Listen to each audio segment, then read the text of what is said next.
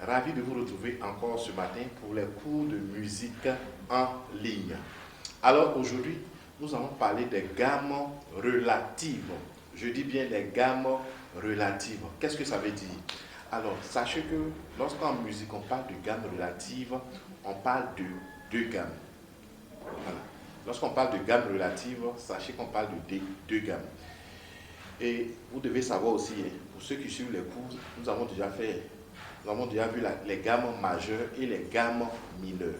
Mais lorsqu'on parle de gamme relative, cela veut dire qu'il y a chaque gamme majeure à sa relative mineure. Est-ce que vous comprenez? Toute gamme majeure a sa relative mineure. Alors je rappelle qu'ici on parle des gammes diatoniques. Les gammes diatoniques, c'est des gammes dans lesquelles il y a des tons, notamment 5 tons et puis 2 demi-tons. Alors, comme je disais, toute gamme majeure diatonique a sa relative mineure. Mais en quoi est-ce que c'est important? C'est important parce que les deux gammes, que ce soit majeure ou mineure, ont les mêmes altérations à l'armure.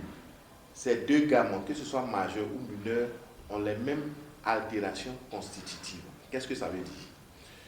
Une altération constitutive ou des altérations constitutives, ce sont des altérations qui sont placées au début de la portée. Le début de la portée s'appelle l'armure. Et rappelez-vous, juste après la clé de sol, c'est cet espace qu'on appelle l'armure.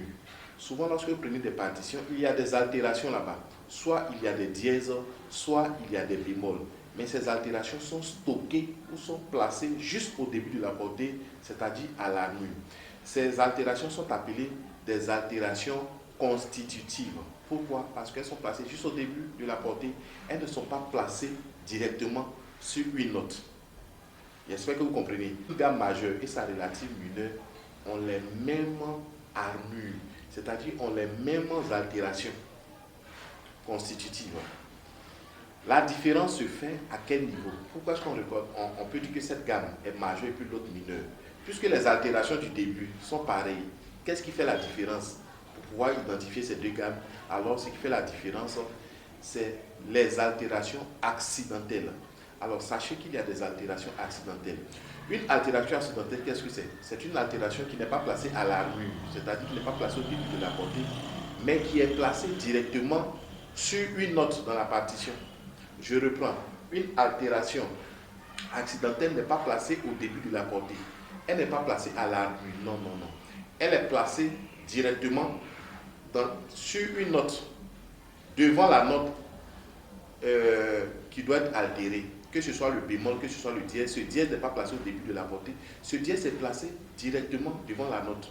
Alors, c'est ce qui fait la différence entre une gamme majeure et sa relative mineure.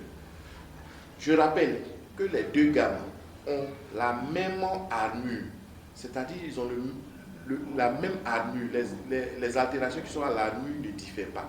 La différence se fait au niveau de l'altération accidentelle, l'altération qui n'est pas placée au début de la portée.